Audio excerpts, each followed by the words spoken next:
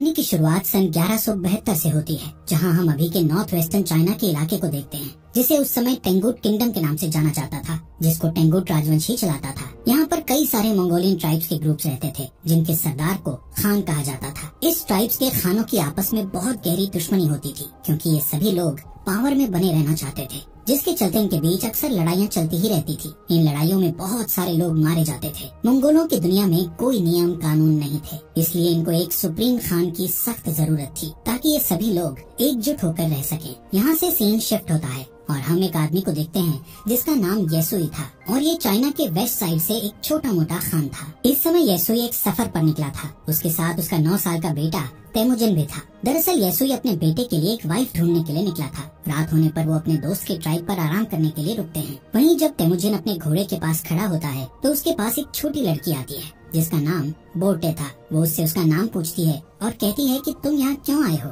जिस पर तेमुजिन उसे अपना नाम बताकर कहता है कि वो अपने फादर के साथ उसके लिए एक वाइफ ढूंढने के लिए आया है। तभी बोटे उससे कहती है कि तुम्हें मुझसे ही शादी करनी चाहिए। इतना कहते हुए वो वहाँ से चली जाती है। रात में जब तेमुजिन अपने फादर के पास बैठा होता है, तो उसके फादर उसे कहते हैं कि मुझे तुम्हारे लिए एक ऐसी वाइफ चाहिए जो सबसे ताकतवर समुदाय से हो। तभी तेमुजिन अपने फादर से कहता है कि मैं खुद ही अपने लिए लड़की चूज करूंगा। तेमुजिन के जिद के बाद उसके फादर उसे अपने दोस्त की ट्राइब से किसी एक लड़की को चुनने की इजाजत दे देते हैं। अब सुबह होते ही तेमुजिन के फादर उस ट्राइब की सभी लड़कियों को लाइन में खड़ा करके उनके पैरों को गौर से देखते हैं, क्योंकि उनका मानना था कि एक स्ट्रॉन्ग लेग्स वाली लड़की ही अपने पति को खुश रख पाती है। इसके बाद तेमुजिन एक एक लड़की को देखता जाता है और लास्ट में वो बोटे को अपनी पत्नी चुनता है और उन दोनों की शादी हो जाती है। लेकिन शादी होने के बाद भी वो दोनों आने वाले 5 साल तक एक साथ नहीं रह सकते थे, क्योंकि ये उनकी ट्राइब्स का नियम था। अब तेमुजिन और उसके फादर का यहाँ से जाने का समय हो जाता है, लेकिन जाने से पहले तेमुजिन बोटे को एक नेकलेस गिफ्ट करता हुआ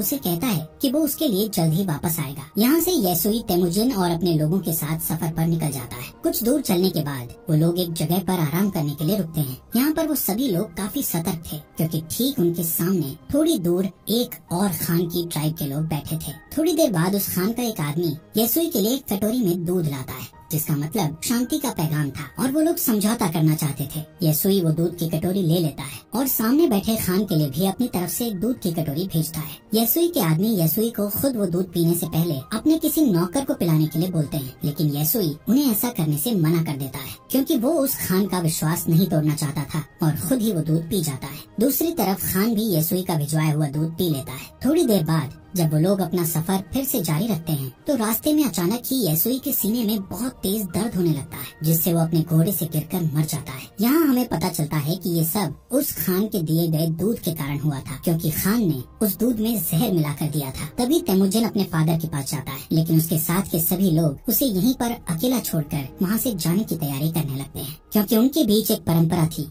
जिसमें उनका मानना था कि उन्हें किसी मजबूत इंसान को ही फॉलो करना चाहिए। अब जबकि येसुई जो उनका राजा था उसकी डेथ हो चुकी थी, इसलिए येसुई के लोग अपने लिए एक नए राजा की तलाश में निकल रहे थे। जिसके बाद तेमुजिन अपनी माँ के साथ अपने पिता येसुई का अंतिम संस्कार करता है। येसुई के पास जो बहुत सारी भेड़ें और बकरियां थी, अब वो सब येसुई के सबसे खास सैनिक, जिसका नाम टारगुटाई था, उसने रख ली थी। ये देखते हुए तेमुजिन की माँ उसे बद्दुआ देते हुए कहती है कि मेरा बेटा एक दिन तुम्हें ढूंढकर जरूर मारेगा। टारगुटाई ये सुनकर सोच में पड़ जाता है कि कहीं आगे चलकर ये बच्चा उसे सच में न मार दे, इसलिए वो उसे उसी वक्त मारने के लिए आगे बढ़ता है। लेकिन मंगोलों में एक रिवाज था जिसके हिसाब से किसी को मारने से पहले वो उसकी हाइट को उनके रथ के पहिए से नापते थे, और वो कभी भी बच्चों को नहीं मारते थे। जब टारगुटाई तेमुजिन की हाइट को उनके रथ के पहिए से नापता है, तो उसकी हाइट कम निकलती है, और तेमुजिन अभी बच्चा था, इसलिए वो बच जाता है। लेकिन टारगुटाई उसकी माँ को बोलता है कि वो अगले साल तेमुजिन को मारने जरूर आएगा, और तब तक उसकी हाइट और उम्र भी बढ़ चुकी होगी। कुछ महीनों बाद जब सर्दी आ जाती है, तो तेमुजिन के पास छुपने के लिए कोई भी जगह नहीं थी। तभी उसे अपने फादर की बात याद आती है कि उन्होंने कहा था कि गॉड टेंगरी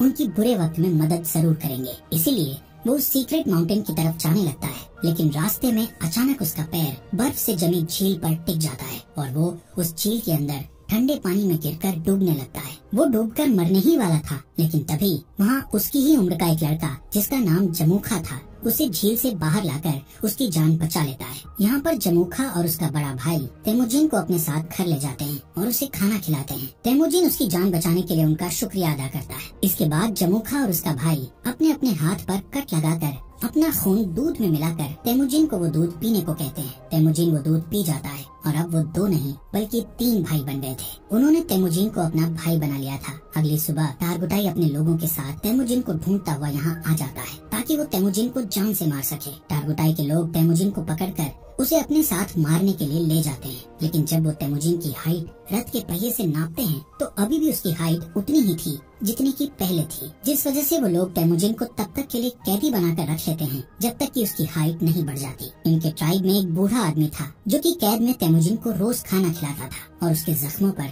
मलहम पट्टी भी करता था। कुछ दिनों बाद टारगुटाई फिर से तेमुजिन की हाइट नापता है, लेकिन अभी भी उसकी हाइट उतनी ही थी। इसी टाइम पर यहाँ बारिश होने लगती है और सभी लोग भागकर अपने अपने तंबू में चले जाते हैं। इसी बात का फायदा उठाते हुए वो बूढ़ा आदमी तेमुजिन को वहाँ से छुड़ाकर भगा देता है। तेमुजिन भागता भागता बहुत दूर चला जाता है। उसके गले में एक भारी लकड़ी का फंदा भी बंधा हुआ था, लेकिन कैसे भी करके वो उस पहाड़ पर जाता है जहाँ पर उसके फादर ने बताया था। वहाँ वो गॉड टेंगरी से विश मांगता है कि अचानक तेमुजिन को वहाँ एक सफेद भेड़िया दिखता है, जिसके तुरंत बाद उसके गले में बंधा हुआ लकड़ी का फंदा भी अपने आप ही खुलकर नीचे गिर जाता है। यहाँ से सीन कट होता है और हम सन 1186 में तेमुजिन को देखते हैं, जो कि अब एक नौजवान लड़का बन चुका था। लेकिन तेमुजिन अभी भी टारगुटाई के लोगों से बचकर भाग रहा था। कई सालों से टारगुटाई के लोग तेमुजिन को ढूंढ रहे थे और एक दिन वो तेमुजिन को ढूंढ ही लेते हैं और उसे पकड़कर फिर से कैदी बनाकर उसी लकड़ी के फंदे में रखते हैं जिसमें उसे बचपन में रखा गया था। अब क्योंकि तेमुजिन की हाइट और उम्र बढ़ चुकी थी, इसलिए उसके मरने के चांसेस बहुत ज्यादा थे, लेकिन टारगुटाई उसे जान से नहीं मारता क्योंकि वो उसे अपनी जान की भीख मांगते हुए देखना चाहता था। लेकिन तेमुजिन टारगुटाई से बोलता है कि मैं खुशी खुशी मर तो सकता हूँ, लेकिन तुम्हारे आगे अपनी जान की भीख कभी नहीं मांगूंगा। ये सुनकर टारगुटाई उसे टॉर्चर करना शुरू कर देता है और उसे कहता है कि अब मैं तुम्हें धीरे धीरे तड़पा तड़पा कर मारूंगा। यहाँ पर हम देखते हैं कि वो बूढ़ा आदमी अभी तक जिंदा था और वो फिर से तेमुजिन के पास जाकर उसे पानी पिलाता है। उसी दिन शाम को जब सभी लोग आपस में बिजी थे तो टारगुटाई तेमुजिन के पास अकेला उससे बात करने जाता है। इसी बात का फायदा उठाकर तेमुजिन उसी लकड़ी के फंदे से जिससे उसे बांधा गया था उससे टारगुटाई को मारकर वहाँ से भाग जाता है। अब टारगुटाई को मारकर वो खुद खान बनने के लिए तैयार था। अब यहाँ पर वो सबसे पहले अपनी वाइफ के पास जाता है जिससे उसने बचपन में शादी की थी। वो बोटे के पास जाता है जो अब बड़ी हो चुकी थी और बहुत खूबसूरत भी। बोटे उससे कहती है कि मैं कई सालों से तुम्हारा इंतजार कर रही थी और अब फाइनली वो दोनों साथ थे। कुछ देर बाद वो लोग यहाँ से निकल जाते हैं।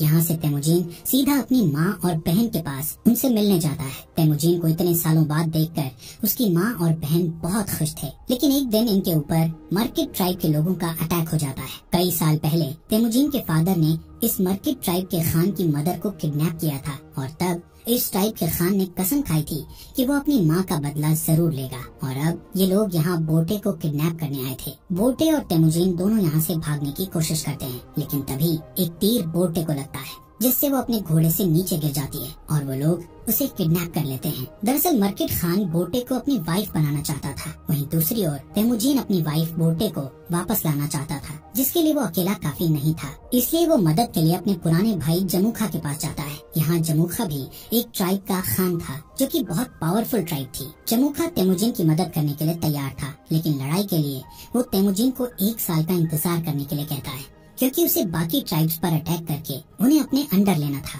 समय के साथ साथ 1 साल भी बीत जाता है और वो वक्त आ जाता है जब वो दोनों भाई मिलकर अपनी सेना लेकर मर्किट ट्राइब पर अटैक करते हैं। लड़ाई में वो सभी लोगों मर्किट ट्राइब के खान और उसकी सेना को मारकर उनका जरूरी सामान अपने साथ उठा लेते हैं। वहीं एक टेंट में बोटे बैठी थी जो कि प्रेग्नेंट थी। इसके बावजूद भी तेमुजिन उसे अपना लेता है। उसी रात ये लोग अपनी जीत का जश्न मनाते हैं और तेमुजिन के साथ और भी कई लोग जुड़ जाते हैं जो उसे वहाँ मिले सामान को सभी में बांटने के लिए कहते हैं, जिसमें से तेमुजिन सिर्फ 10% सामान ही अपने पास रखता है और बाकी 90% वहाँ के लोगों में बांट देता है। तेमुजिन उन मरे हुए लोगों के परिवारों को भी कुछ सामान देता है जिन्होंने लड़ाई में अपनी जान गंवाई थी। तभी यहाँ जमुखा के 2 लोग ये सब देखते हैं और तेमुजिन की ट्राइब के साथ जुड़ जाते हैं। अब क्योंकि मंगोल्स में शुरू से ही ये नियम था कि वो अपने खान को खुद ही चुन सकते थे, जिसमें जमुखा चाहकर भी कुछ नहीं कर सकता था। लेकिन ये देखकर कि उसकी ट्राइब के 2 लोग तेमुजिन की ट्राइब में चले गए हैं, उसके मन में तेमुजिन के खिलाफ दुश्मनी बढ़ जाती है। नेक्स्ट सीन में तेमुजिन के आदमी जमुखा के आदमियों को उनके घोड़े चुराते हुए देख लेते हैं। तभी जमुखा के आदमी बचकर वहाँ से भागने लगते हैं। जिसके बाद तेमुजिन के आदमी गुस्से में गलती से उन्हें जान से मार डालते हैं। लेकिन जब वो लोग जमुखा के उन लोगों को देखते हैं तो उन्हें पता चलता है कि उनमें से एक आदमी जमुखा का बड़ा भाई था। और अब जैसे ही जमुखा को इसके बारे में पता चलता है तो वो तेमुजिन को जान से मारने की ठान लेता है, क्योंकि उसे अपने भाई की जान का बदला लेना था। जिसके लिए जमुखा आसपास के और ट्राइब्स के खानों से हाथ मिला लेता है और अपनी एक बड़ी ट्राइब बनाकर तेमुजिन की ट्राइब पर अटैक कर देता है। तेमुजिन जानता था कि वो लोग ये जंग नहीं जीत सकते, क्योंकि उसके पास इतने सैनिक नहीं थे जितने जमुखा के पास थे। इसलिए वो अपनी ट्राइब की औरतों और बच्चों को वहाँ से जाने के लिए कहता है और बाकी लोगों को लड़ने के लिए बोलता है। इस लड़ाई के बीच तेमुजिन अपने सैनिकों के साथ हार जाता है और जमुखा उसे और उसके सैनिकों को बंदी बना लेता है। जमुखा तेमुजिन को अभी भी भाई बोलता था, लेकिन वो अपने बड़े भाई की जान का बदला लेना चाहता था। इसलिए वो तेमुजिन को अपनी जान बचाने के लिए गिड़गिड़ाते हुए देखना चाहता था। इसके बाद वो तेमुजिन को अपना गुलाम बना लेता है और किसी और ट्राइब के लोगों को बेच देता है, जहाँ सजा के तौर पर तेमुजिन को रेगिस्तान में काफी दूर पैदल चलना पड़ता है। बहुत दूर चलने के बाद ये लोग एक शहर पहुँच जाते हैं जहाँ टेंगुट डायनेस्टी का शासन था। ये लोग तेमुजिन को एक जगह बैठाते हैं ताकि दूसरे लोग उसको देखकर उसे खरीद सकें। एक दिन इस सल्तनत का राजा बाजार आया हुआ था। तभी वो तेमुजिन को देखता है और उसे चंद पैसों में खरीदने के लिए अपने लोगों से बात करता है। लेकिन उस राजा के लोग तेमुजिन को खरीदने से उसे मना करते हैं, लेकिन फिर भी वो तेमुजिन को खरीद लेता है। इसके बाद तेमुजिन को एक पिंजरे जैसे कमरे में रखा जाता है जो शहर के बीचों बीच था, ताकि बाहर से लोग उसे देखकर हंस सकें और उसका मजाक उड़ाते हुए मस्ती कर सकें। यहाँ पर तेमुजिन को देखने के लिए एक बुद्धिस्ट मंक हर रोज आता था और उससे माफी मांगता था। एक दिन तेमुजिन बुद्धिस्ट मंक के साथ एक समझौता करता है कि अगर तुम मेरी वाइफ को ढूंढोगे तो मैं आगे चलकर इस गांव को कभी नुकसान नहीं पहुंचाऊंगा। जिसके बाद वो बुद्धिस्ट मंक बोटे को ढूंढने के लिए रेगिस्तान में निकल जाता है। लेकिन बुद्धिस्ट मंक एक बूढ़ा इंसान था, इसलिए वो गर्मी के मारे बेहोश होकर वहीं मर जाता है। वहीं खुशकिस्मती से बोटे को उस मरे हुए बुद्धिस्ट मंक के पास वही नेकलेस मिलता है जो उसे तेमुजिन ने दिया था, जिससे उसे पता चल जाता है कि तेमुजिन अभी भी जिंदा है। इसके बाद बोटे अपने पति को ढूंढने के लिए शहर में निकल जाती है और यहाँ पर उसे तेमुजिन एक पिंजरे में बंधा हुआ मिलता है। उसी रात बोटे यहाँ के सिपाही को रिश्वत देकर तेमुजिन को यहाँ से भगा लेती है और तेमुजिन देखता है कि उसका बेटा बड़ा हो चुका है और बोटे की एक बेटी और भी है। बोटे तेमुजिन को घर ले आती है। यहाँ अब पूरा परिवार हंसी खुशी रहने लगता है। एक दिन बोटे तेमुजिन से कहती है कि सभी मंगोल्स एक जैसे ही होते हैं, सभी चोरी करते हैं और एक दूसरे को मारते हैं। मंगोल्स के लिए ये चीज एक आम बात है, लेकिन बोटे की इस बात का तेमुजिन पर बहुत गहरा प्रभाव पड़ता है और वो अपनी फैमिली को छोड़कर वहाँ से निकल जाता है। वो डिसाइड करता है कि अब वो सभी ट्राइब्स को मिलाकर एक नया मंगोल राज बनाएगा, जिसमें सभी के बीच नियम और कानून होंगे। तेमुजिन अब डिसाइड कर चुका था कि अगर इस काम को पूरा करने के लिए उसे किसी की जान भी लेनी पड़े तो वो पीछे नहीं हटेगा। वो 3 नियम बनाता है, जिसमें पहला नियम था कि औरतों और बच्चों को कभी नहीं मारा जाएगा। दूसरा नियम था कि दुश्मन से मरते दम तक लड़ा जाएगा और तीसरा नियम ये था कि कोई भी अपने खान को धोखा नहीं देगा। यहाँ से सीन कट होता है और हम सन 1196 को देखते हैं, जहाँ कई साल पहले तेमुजिन ने कसम खाई थी कि वो मंगोल की बड़ी आर्मी बनाएगा और अब उसने बहुत सारे ट्राइब्स को जीतकर एक साथ जोड़कर एक बड़ा मंगोल बना लिया था। अब उसके रास्ते में एक ही रुकावट थी जो उसको राजा बनने से रोक रही थी, और वो रुकावट और कोई नहीं बल्कि उसका भाई जमुखा ही था। जमुखा के पास भी एक बहुत बड़ी आर्मी थी और वो दोनों एक जंग के मैदान में अपनी पूरी आर्मी लेकर लड़ाई के लिए तैयार थे। यहाँ पर तेमुजिन जमुखा को उसका भाई होने के नाते उसके साथ जंग करने के बजाय उसको समझाना चाहता था, लेकिन जमुखा जल्दबाजी में बिना कुछ सोचे समझे अपने बहुत सारे सैनिकों को लड़ाई के लिए भेज देता है, जिसके नतीजे में उसके सभी सैनिक मारे जाते हैं। कई घंटों तक लड़ने के बाद तेमुजिन आखिरकार उससे जीत जाता है और जमुखा के साथ उसके कई सारे आदमियों को जिंदा कैद कर लेता है। तेमुजिन जमुखा के बचे हुए सिपाहियों को मारने के बजाय उन्हें अपनी आर्मी में शामिल कर लेता है। यहाँ पर तेमुजिन जमुखा की ट्राइब में उसी बूढ़े आदमी को देखता है जिसने तेमुजिन की मदद की थी। तेमुजिन उस बूढ़े आदमी को अपनी ट्राइब का एडवाइजर बना देता है। रात को तेमुजिन जमुखा के पास आकर बैठता है और उसे कहता है कि भाई, ये जो अपना अपना राज बड़ा करने का लालच है, ये आज उन्हें जिंदगी के ऐसे मोड़ पर ले आया है कि उन्हें अब एक दूसरे की जान लेनी पड़ रही है। जमुखा तेमुजिन से कहता है कि अगर मैं तुम्हारी जगह पर होता तो मैं अपने दुश्मन के सभी सिपाहियों को मार गिराता। दोस्तों, इस बात से हमें ये पता चलता है कि तेमुजिन और जमुखा की सोच कितनी अलग थी। इस बातचीत के बाद तेमुजिन अपने भाई जमुखा को माफ कर देता है और उसे यहाँ से जाने के लिए कहता है। इसके बाद हम बोटे को देखते हैं जो तेमुजिन के पास आई हुई थी। तेमुजिन बोटे और अपने बच्चों को देखकर बहुत खुश होता है। यहाँ से सीन शिफ्ट होता है और हम सन 1206 में तेमुजीन को देखते हैं, जो इस समय सारे मंगोल्स का खान बन गया था, जिसका नाम गेंगीज खान पड़ गया था और उसे एक और नाम से भी जाना जाने लगा था, जो कि था चंगेज खान। इसके बाद उसने पूरे के पूरे टेंगुट साम्राज्य का खात्मा कर दिया था और एक नए सिरे से साम्राज्य की स्थापना की। उसने मोनेस्ट्री शहर को उस मंक की आखिरी इच्छा समझकर छोड़ दिया, क्योंकि उस मंक ने तेमुजीन से कहा था कि अगर मैं तुम्हारी पत्नी को ढूंढकर तुम्हारे बारे में बता दूं, तो तुम इस मोनेस्ट्री शहर को तबाह नहीं करोगे। और आगे चलकर ये मोनेस्ट्री शहर मंगोल साम्राज्य का फाउंडर बना, एक ऐसा साम्राज्य जो कि इतिहास